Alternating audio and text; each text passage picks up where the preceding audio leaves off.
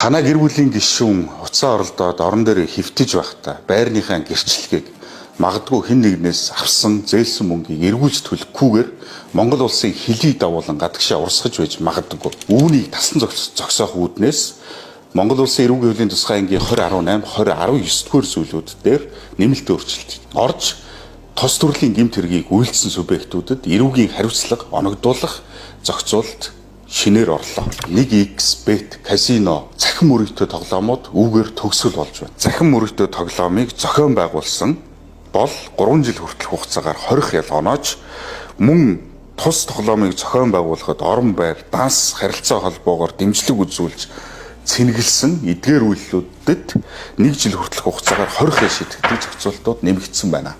Хар тамхи болон арх дарсны донтолтоос илүү захин мөрөгтэй тоглоомын донтолт гэдэг энэ зүйл, энэ тоглоом таны амьдралд эрүүгийн хариуцлага хүлээх хар толб үлдээх болно.